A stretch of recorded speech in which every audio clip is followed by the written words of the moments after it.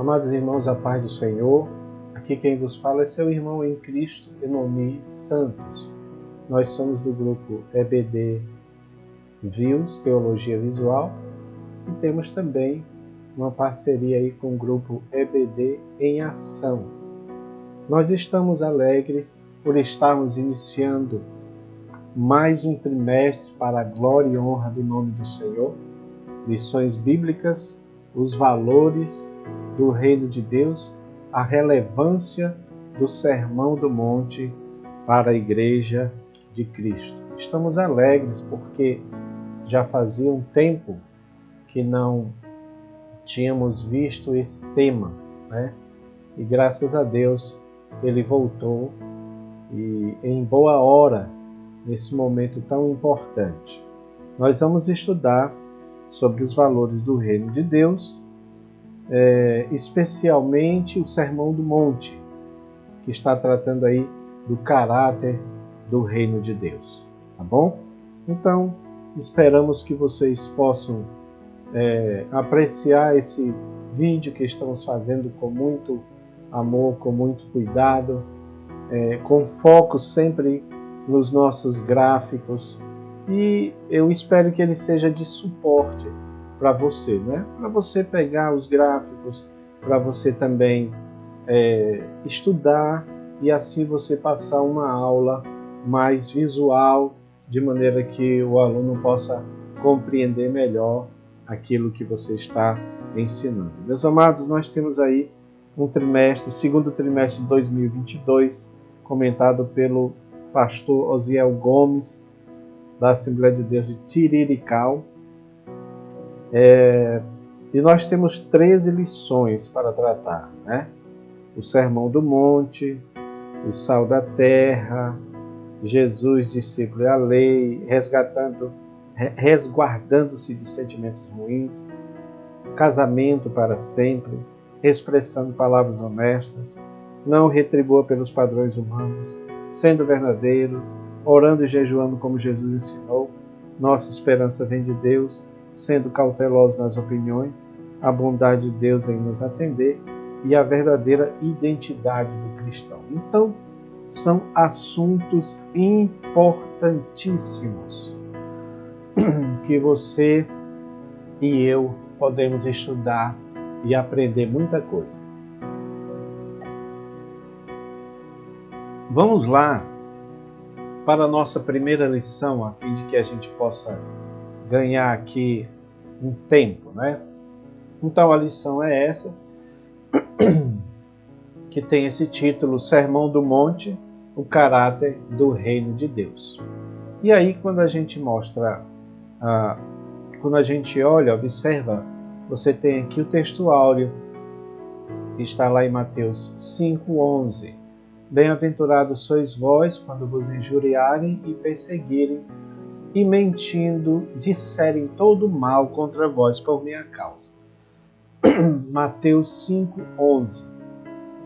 E a verdade prática diz: o Sermão do Monte revela a ética do reino de Deus, que forma o caráter do cristão. Para quem deseja ser discípulo ou chamado discípulo de Jesus, não há alternativa senão praticá-lo. Vamos lá. E aqui também nós temos o gráfico esboço. Esse gráfico, ele já foi feito antes, acredito que 2018, já faz um tempo, então vez por outra nós vamos retomar com esses layouts antigos, né, acrescentando alguma coisa e, claro, adaptando para o tema que nós estamos tratando, tá? Como os irmãos percebem, sempre essa mesma estrutura, né? Você tem 3 pontos, a lição é dividida em 3 pontos, subdividida em 3 subpontos. Então, estrutura do Sermão do Monte. Por que Sermão do Monte? Estrutura do Sermão do Monte. A quem se destina o Sermão do Monte? E aí nós temos as bem-aventuranças, o caráter dos filhos de Deus, que são as bem-aventuranças, o reino de Deus e seu caráter, os súditos do rei, né? E aí nós temos o último tópico falando sobre que nós somos bem-aventurados.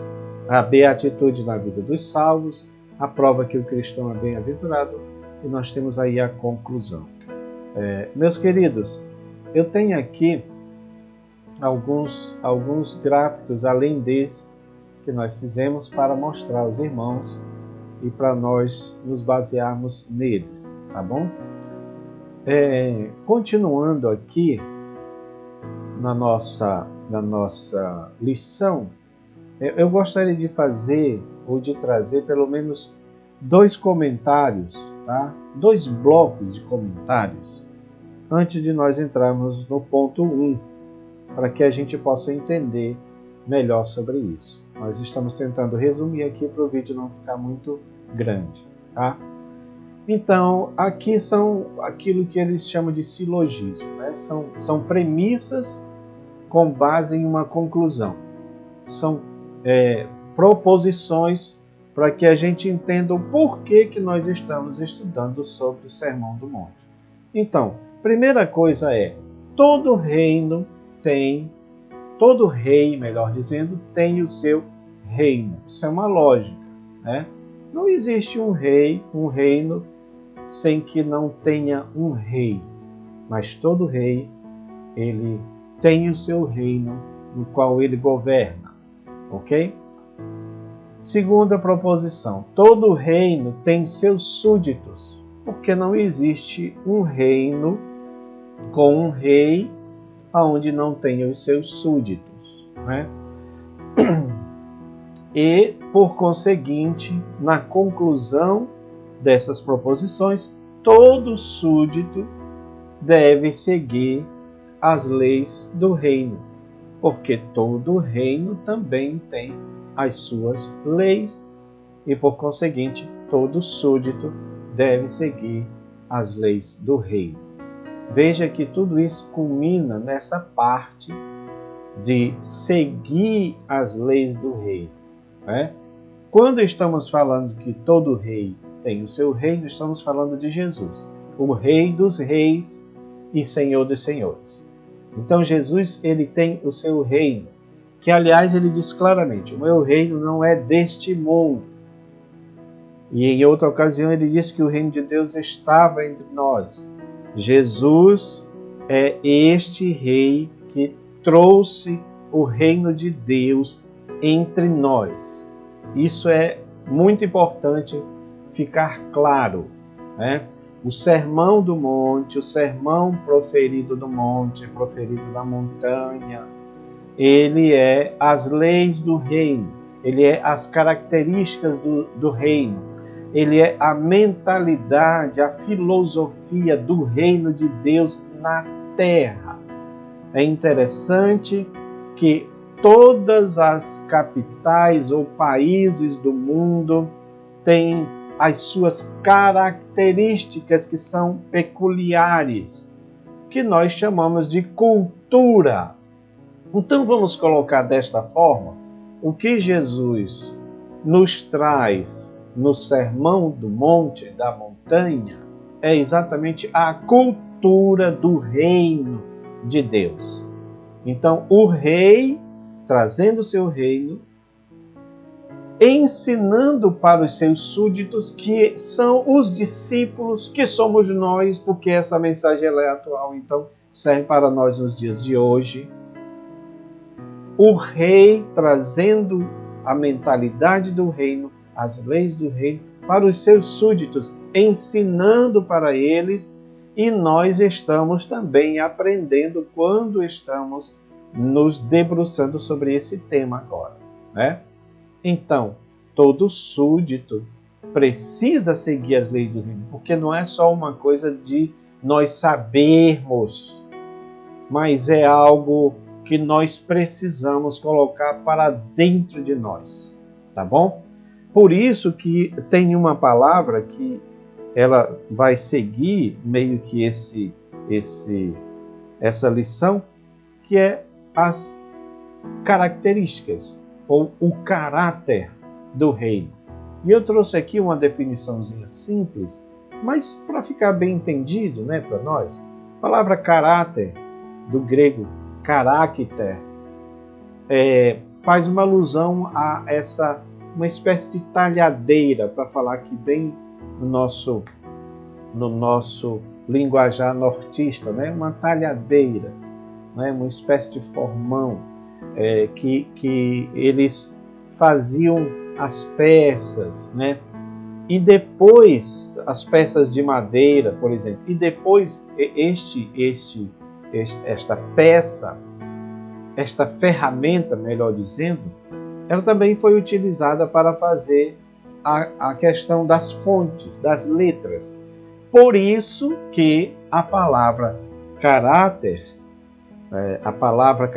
deu origem também à palavra caractere de letra, porque antigamente era feita como se fosse uma espécie de carimbo, tá bom? Onde ficava ali marcado. Por isso que depois essa palavra tem o significado de marca. Então, traduzindo para nós entendermos, o que é o caráter? É a marca, é aquilo que está marcado dentro de nós, tá bom? Quando estamos falando das características do reino de Deus, estamos dizendo que existe um caráter no reino de Deus, uma marca no reino de Deus que deve marcar também todos os seus súditos. Todos nós estamos incluídos nesta ideia de que precisamos reproduzir o caráter do reino de Deus em nossa vida. Isso é importantíssimo, irmãos, nós entendemos isso, tá bom? Então, a ideia aqui é que o reino de Deus, o Sermão do Monte, que apresenta o reino de Deus, traga essa mudança de caráter em nossa vida. E precisamos, a julgar pelo que temos visto aí na política brasileira, incluindo também líderes evangélicos em ações não muito conservadoras, ou vamos colocar assim, não muito bíblicas.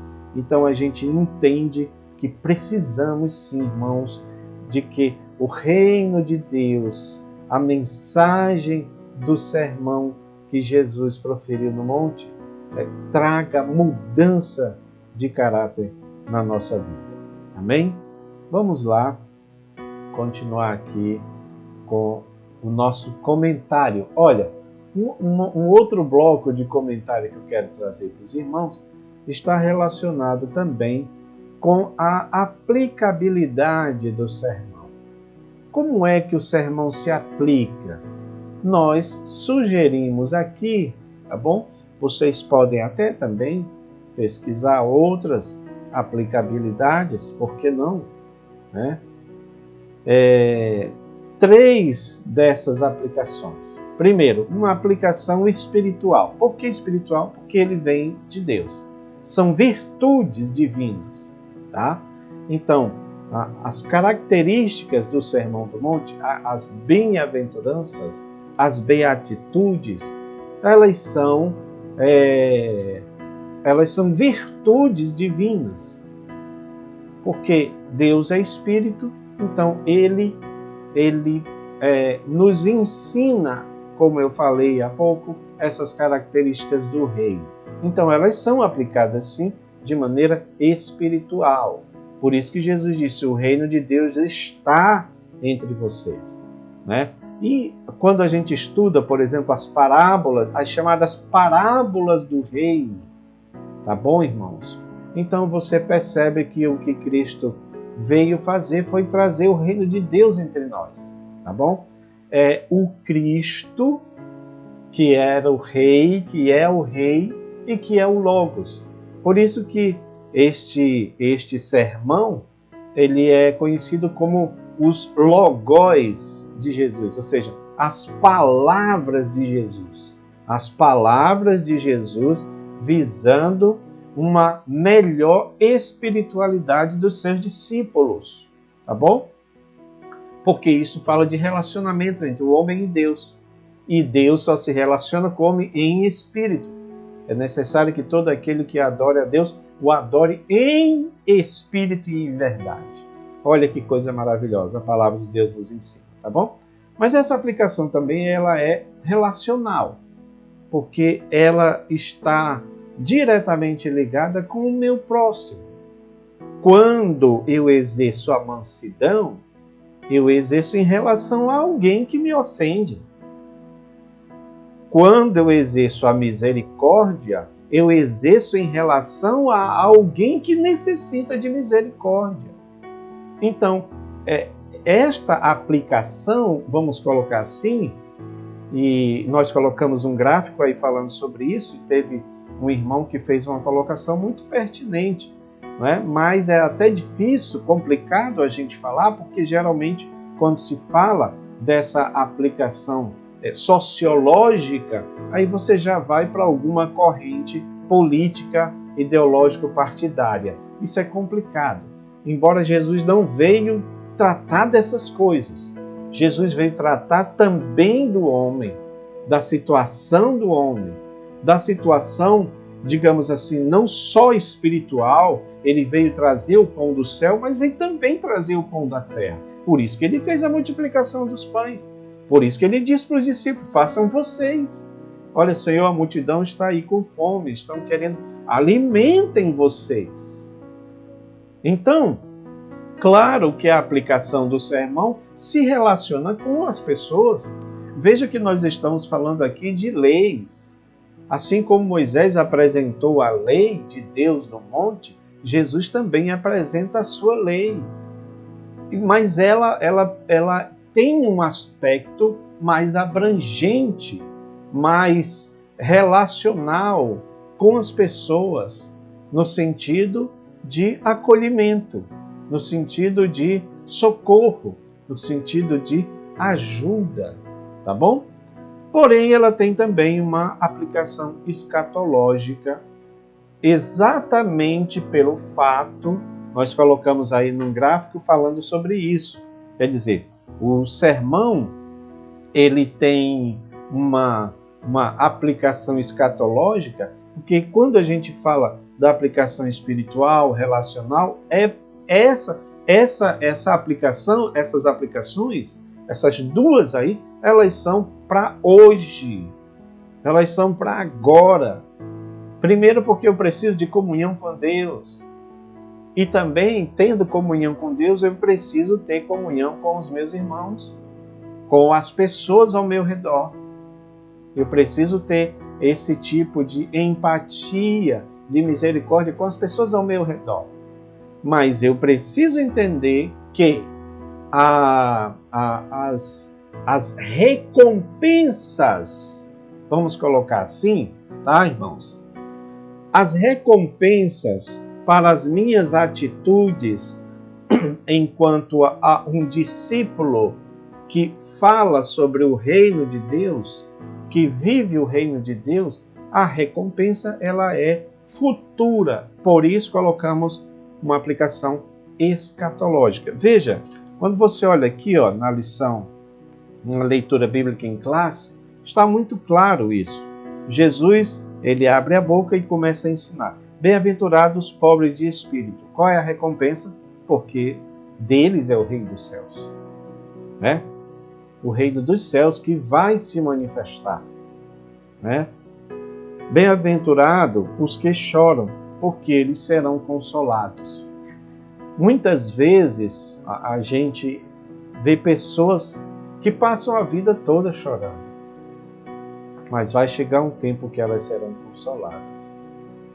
E a gente nem pode sempre dizer que esse consolo vai ser aqui.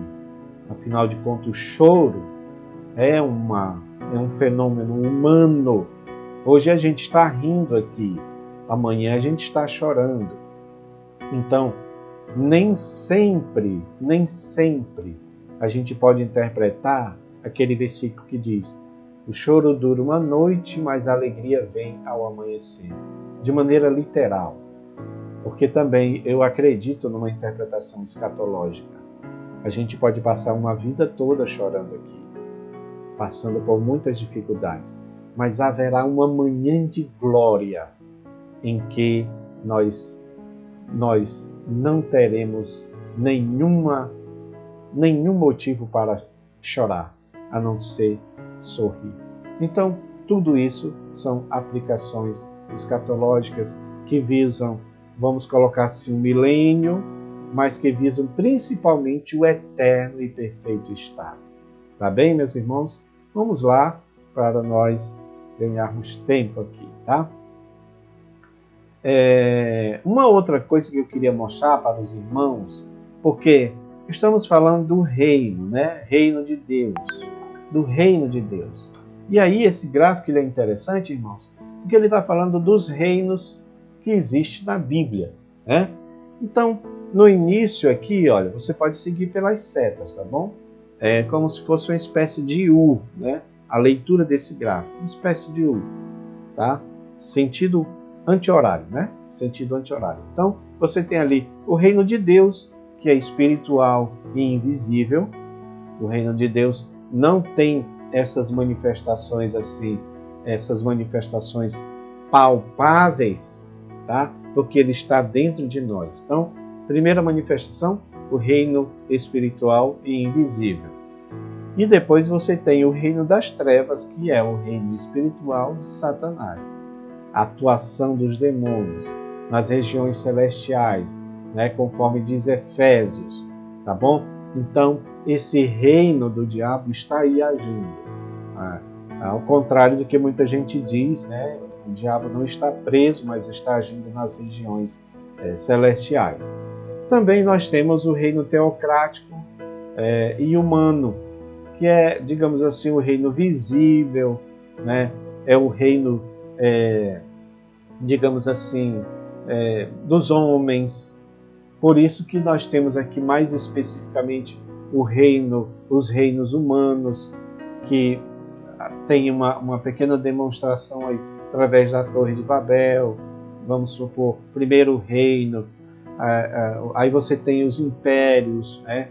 As monarquias, as democracias, as repúblicas, as ditaduras, até os dias de hoje, são reinos humanos, são reinos políticos, ok?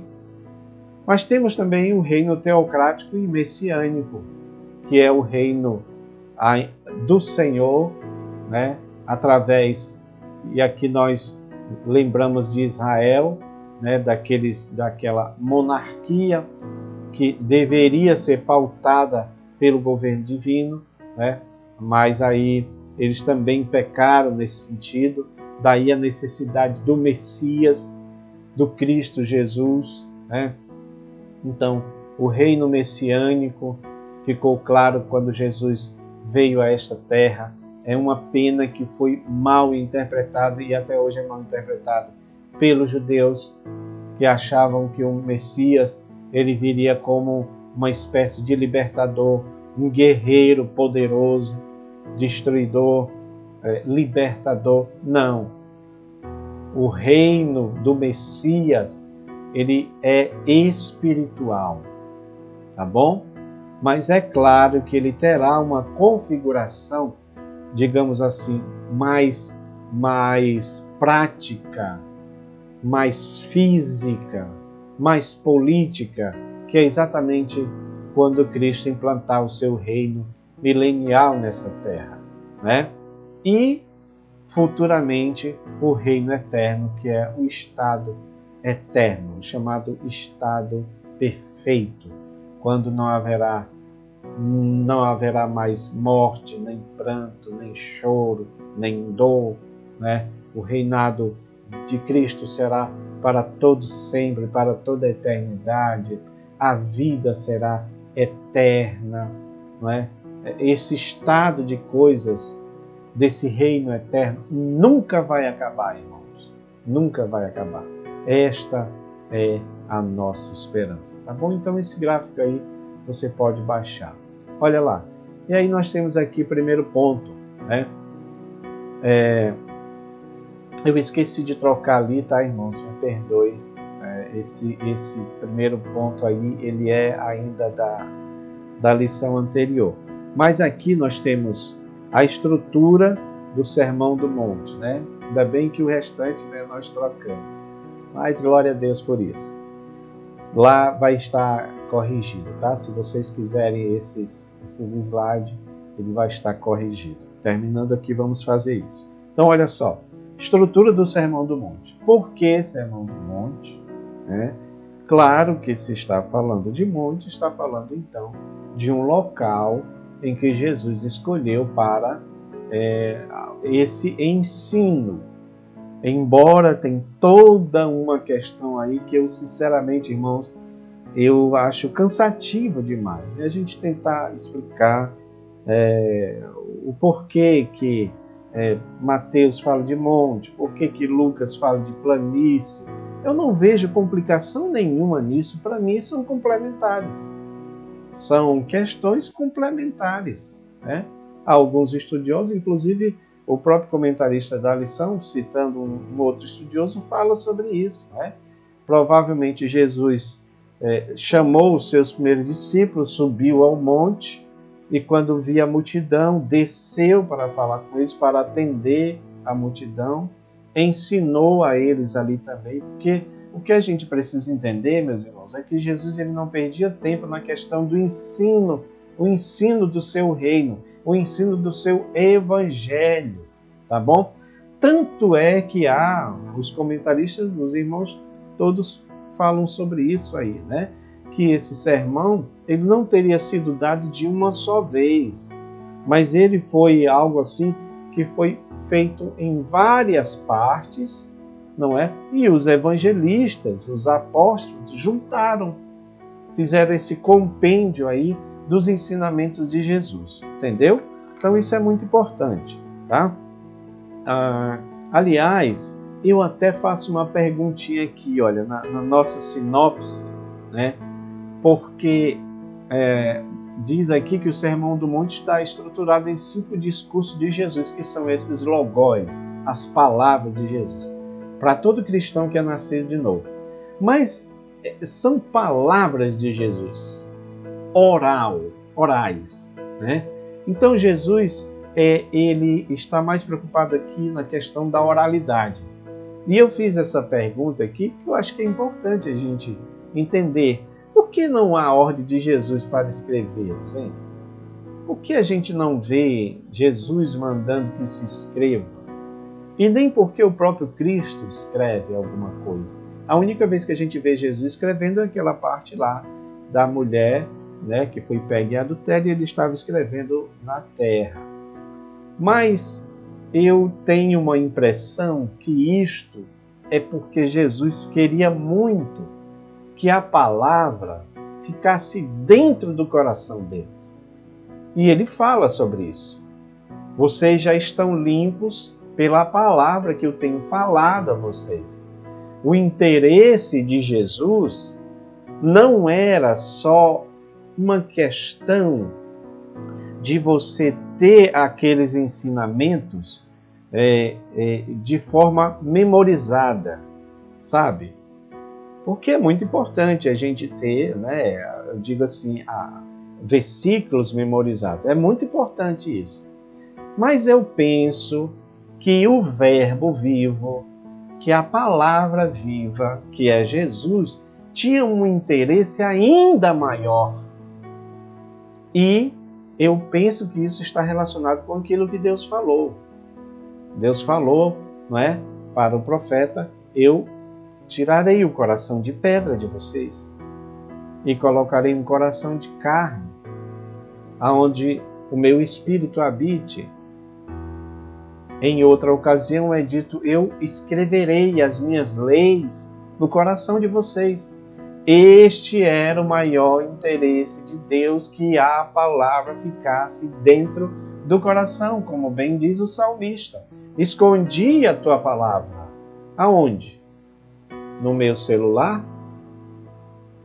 Escondi a tua palavra em uma Bíblia de estudo? Escondi a tua palavra. Internalizei a tua palavra. Coloquei ela dentro de mim. Ela faz parte das minhas entranhas. escondi a tua palavra no meu coração para não pecar contra ti. É importante, irmãos, que a palavra de Deus, ela entrou nos discípulos de maneira tão forte, tão poderosa, que somente depois é que elas foram escritas. Não existe nenhum relato, tá bom?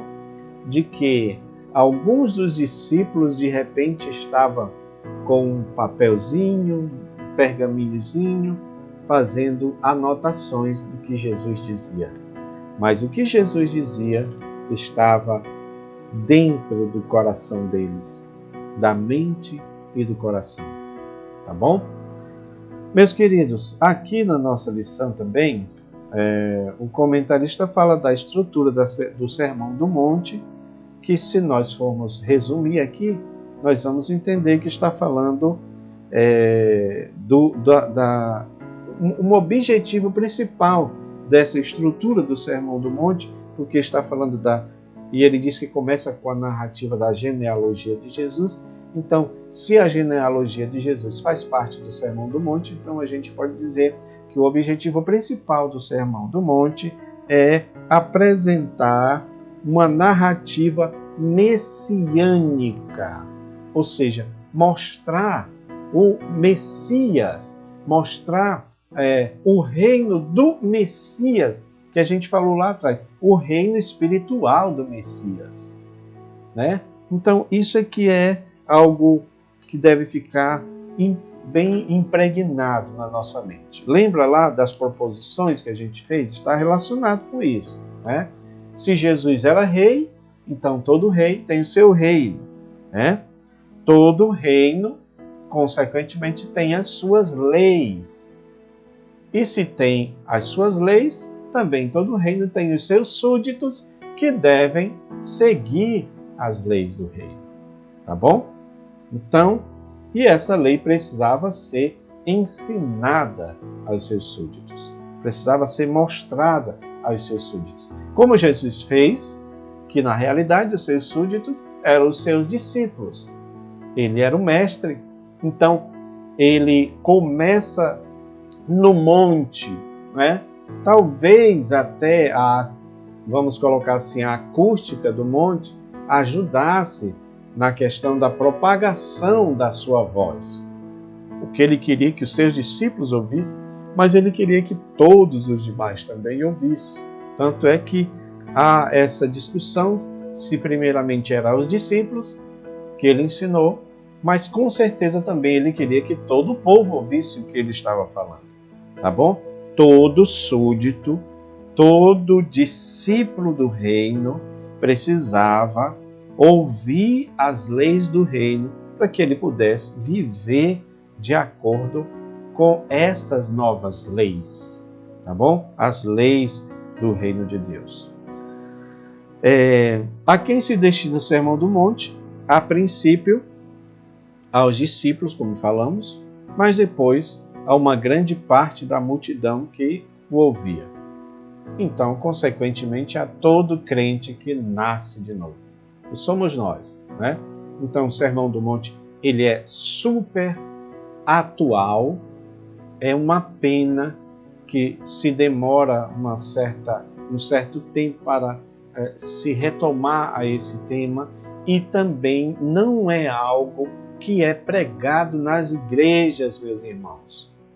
Eu não vejo quase cultos de doutrina em que se prega sobre este tema, que é muito importante, não é? Afinal de contas, ele é o suprassumo do ensino de Jesus, dos logos de Jesus. Porque são 5 blocos de discursos. Começa aqui com o Sermão do Monte, né, com as bem-aventuranças, melhor dizendo, que o Sermão do Monte a gente pode entender que é tudo isso, né? Tanto é que o último sermão também foi pregado no monte. Não quer dizer que é na mesma ocasião, mas você percebe como fecha um arco de uma narrativa importante. Jesus está falando do reino, das leis do reino, como nós devemos viver em relação ao reino que estava por vir, tá? Mas também como é que este reino vai se manifestar, que aí é o sermão escatológico, né? Também proferido no monte. Amém, irmãos? Vamos lá, para nós ganharmos tempo aqui. Segundo ponto, as bem-aventuranças e o caráter dos filhos de Deus, né? Que são as bem-aventuranças? Aí você tem a palavra aqui, Macarioi, né? Macários também, que significa felizes, né? Alguns dizem mais do que felizes. Então, claro que está falando de uma felicidade que não é igual à felicidade que a gente encontra no mundo. Porque geralmente, irmãos, a felicidade no mundo que a gente encontra, eu estou falando aqui no sistema mundano, tá? Ela se relaciona com a situação em que eu vivo. Então, se eu estiver bem, se eu estiver economicamente bem, se eu estiver fisicamente bem, eu tenho felicidade. Mas a Bíblia mostra que a felicidade, a bem-aventurança, ela vai à segunda milha. Esta aí é a primeira milha, não é? De você estar bem, estando tudo bem, não é? Claro, quem é que gosta de estar mal? Então, a gente gosta de estar bem e agradecemos a Deus por isso. Mas quando acontece das coisas irem ruins, como é que fica a nossa bem-aventurança? Como é que fica a nossa beatitude? Como é que fica a nossa felicidade? Ela está restrita apenas a situações que nos favorecem? Ou também ela está restrita a situações contraditórias, a situações paradoxais, podemos dizer assim? Veja, Paulo escreve aos Filipenses, carta chamada Carta da Alegria. Alegrai-vos sempre no Senhor. Outra vez digo alegrai-vos. Mas quem fala ali é alguém que está preso. Preso na prisão chamada Mamertina. Eu já mostrei aqui antes para os irmãos, né? A foto, inclusive, até hoje existe lá em Roma, aquela prisão que era uma espécie de buraco no chão da terra, com apenas um tipo de abertura em cima. Então, de dia era muito calor, à noite era muito frio. Por isso que ele pede para que se traga a capa dele, porque ele está sentindo frio. Então ele estava sentindo todo tipo de privação ali, mas ao mesmo tempo ele estava alegre no Senhor. Ele dizia, eu sei estar contente, eu sei ter em alegria, em abundância, eu sei ter escassez, passar por escassez. É por isso que ele tinha, irmãos, aquela capacidade de dizer, posso todas as coisas naquele que me fortalece. Isso é um estado de bem-aventurança tremendo que todos nós precisamos alcançar. Há um filme antigo, Quo Vadis, onde mostra ali a perseguição de Nero aos cristãos, e quando de repente os cristãos estão sendo lançados na fogueira, e eles começam a cantar, porque ali está reproduzindo uma coisa que acontecia na realidade. Era assim que os cristãos faziam, quando eram perseguidos. Agora, olha só, irmãos, o próprio Nero olhava para aquelas pessoas e dizia assim, mas eles estão cantando? Como pode?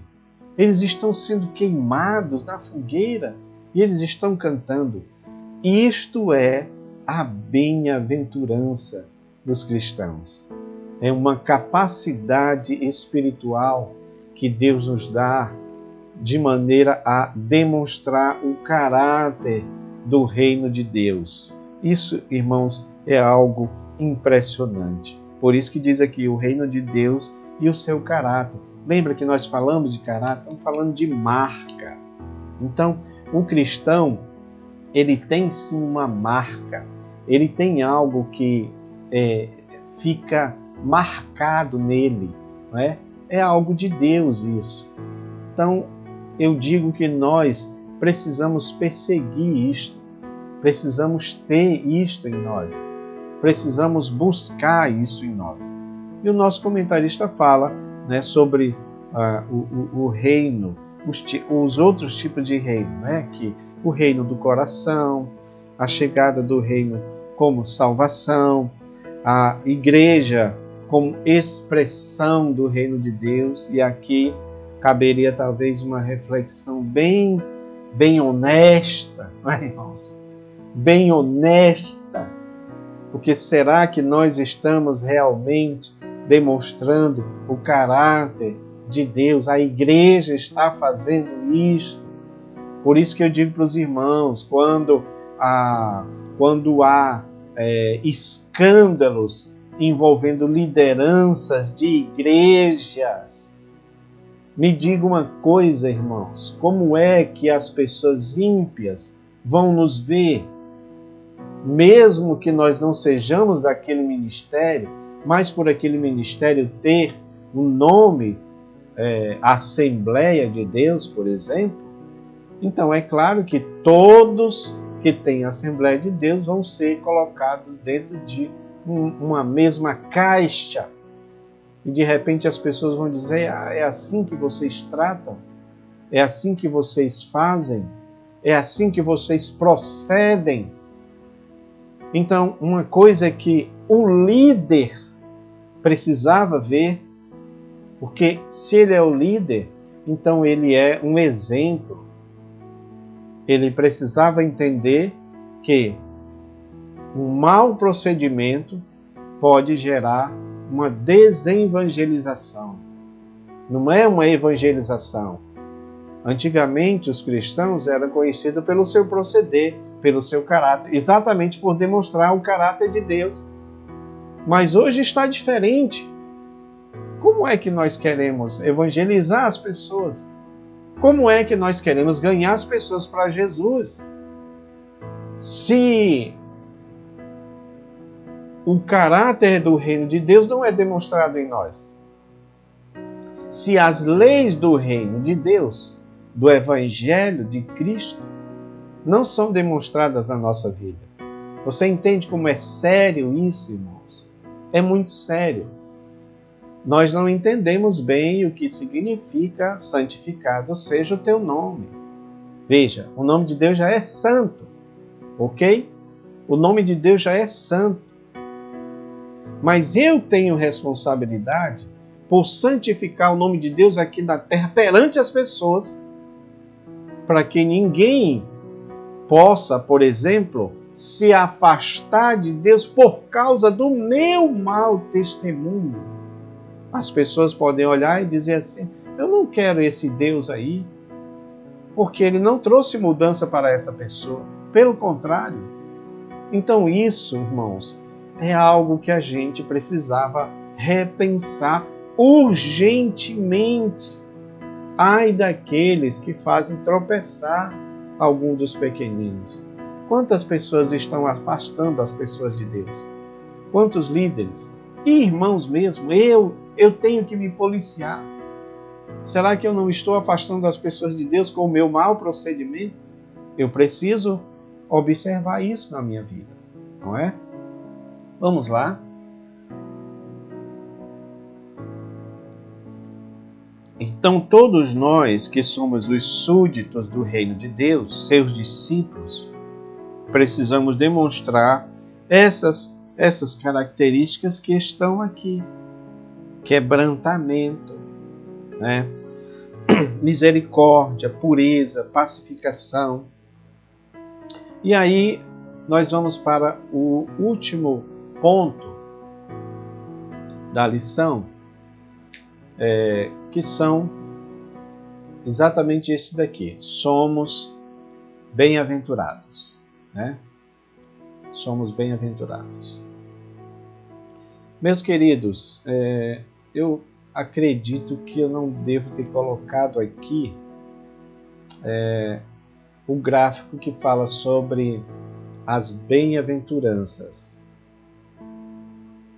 Mas vamos seguir aqui. Nós somos bem-aventurados, e aqui ele está falando das beatitudes na vida dos salvos. Eu vou tentar aqui, irmãos, ver se eu consigo achar esse gráfico, tá? Porque ele é importante. Inclusive nós colocamos aí para os irmãos baixarem, né?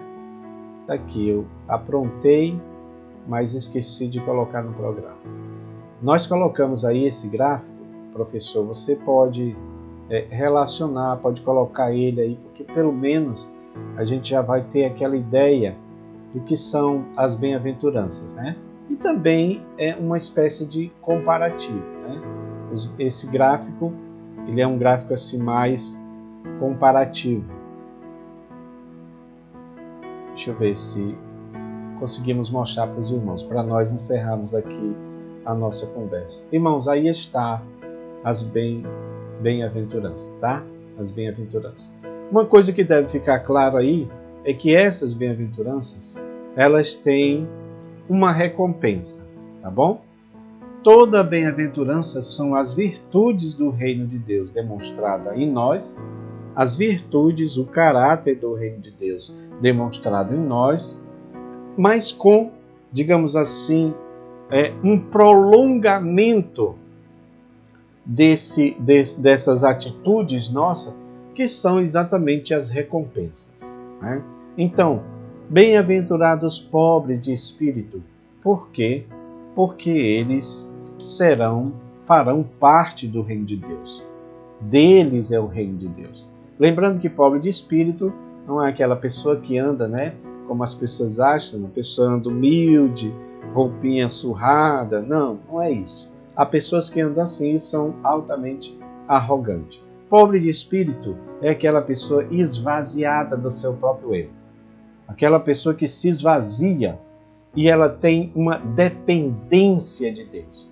Então, o pobre de espírito é o dependente de Deus. Ele depende tanto de Deus que a recompensa para ele é exatamente o reino de Deus. Ele não anda segundo os seus padrões, ele não anda segundo a sua vontade, mas ele tem uma dependência total de Deus. Amém? Bem-aventurado os que choram, tá? É o choro que está tratando da nossa própria pecaminosidade, conforme Paulo fala em Romanos, a terra geme, gemer é também chorar, em certo sentido. Nós também gememos. Então, é este choro que se trata, não é? É o choro de João, quando é dito para ele lá no capítulo 5 de Apocalipse, não tinha ninguém digno de abrir o livro e de desatar os seus selos. Ele está chorando ali, lamentando a indignidade humana, porque hoje é assim mesmo. É o choro das pessoas que são oprimidas, é o choro das pessoas que são violentadas, é o choro das pessoas, né, das crianças que perdem seus pais, como por exemplo numa guerra que está acontecendo aí. A Bíblia diz que todas essas pessoas receberão um consolo divino, porque também no Apocalipse diz que não haverá mais choro. Aleluia. A Bíblia também fala da bem-aventurança, que é os mansos. Bem-aventurados mansos, porque deles, bem-aventurados mansos, porque eles também herdarão a terra, né? A Bíblia fala, o salmista diz isso, os mansos herdarão a terra e se deleitarão em abundância e paz. Veja que não são os bravos, né? Não são as pessoas violentas, são os mansos. E essa questão da mansidão está relacionada com o caráter de Jesus. Aprendei de mim, que sou manso e humilde de coração. Olha que coisa maravilhosa, irmãos, né? Coisa maravilhosa. Outra bem-aventurança, quarta bem-aventurança, quem tem fome e sede de justiça. Há tantas pessoas nesta terra que são injustiçadas por vários motivos. A gente sempre está lendo notícias de pessoas, por exemplo, no corredor da morte nos Estados Unidos, né? Há inclusive pesquisa que mostra uma certa quantidade de pessoas, a cada 10 pessoas condenadas à morte, tantas pessoas, daquelas 10, elas são consideradas inocentes e depois é que vão descobrir que elas eram inocentes, quando muitas vezes já até morreram. Então a Bíblia diz: bem-aventurado aqueles que têm fome e sede de justiça, porque nessa terra o que a gente vê é injustiça imperando, inclusive daqueles órgãos ou daqueles profissionais que, em tese, deveriam proteger e trazer a justiça para os injustiçados. A Bíblia mostra que eles serão fartos. Por quê? Porque o juiz de toda a terra estará nesta terra julgando. Então não haverá injustiça no reino de Deus, né? Bem-aventurado também os misericordiosos, ou seja, aqueles que têm empatia, aqueles que sentem a miséria do próximo, aqueles que sentem a dor do próximo, né? Palavra misericórdia, né? Misericárdia, né? Miséria e cárdia, coração. É aquele que consegue sentir a miséria do coração. E Jesus também foi esse. Jesus era o pastor das ovelhas perdidas de Israel, mas chegou um momento que ele se tornou também uma ovelha. Por isso que o profeta dizia: como ovelha muda foi levado ao matadouro. Ou seja, ele se tornou uma ovelha para morrer a morte que era nossa. Que coisa maravilhosa, irmãos. Ele sentiu a miséria do nosso coração. E ele se tornou também uma ovelha para morrer por nós. Essa mesma virtude Deus exige de nós para com o próximo. Certo? Lembra que a misericórdia triunfa sobre o juízo. Os misericordiosos, eles alcançarão misericórdia e juízo de Deus, o juízo verdadeiro de Deus. Sexta bem-aventurança, os limpos de coração, ou seja, aqueles que têm a santidade dentro de si, né? Lembra que sem a santidade ninguém verá o Senhor. Então, se um dia nós quisermos ver o Senhor face a face, ainda que não seja na sua plenitude, porque João ele fala claramente como ele é, nós o veremos. Então é claro que nós veremos uma teofania, digamos assim, do nosso Deus, mas é algo espetacular a gente poder estar diante do Deus Todo-Poderoso contemplando Ele.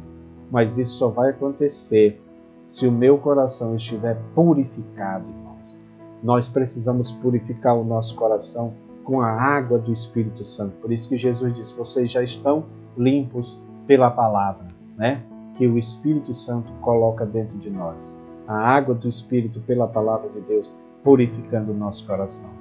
Mas também a sétima bem-aventurança, os pacificadores, aqueles que são encarregados de levar o evangelho da paz. Os pés que se apressam para a paz, para levar a paz. E a gente precisa disso nesses dias, né? A gente vê as pessoas com os nervos tão aflorados, né? Querendo resolver tudo. Não é isso, irmãos? E a Bíblia mostra que são os pacificadores, porque eles vão ser chamados filhos de Deus. Eles são herdeiros de Deus. Filho aí é herdeiro, né? Então eles vão herdar essa pacificação que haverá na nova terra, no novo céu, no eterno e perfeito estado. Também a oitava bem-aventurança é os perseguidos. E hoje temos muitas pessoas perseguidas, né? Perseguidos pelo reino, por causa do evangelho. E o que eles vão ganhar com isto é o reino dos céus. Muitos que tombam aqui, muitos que morrem aqui, sendo torturados, passando por os mais diversos tipos de sofrimentos, eles herdarão o reino dos céus.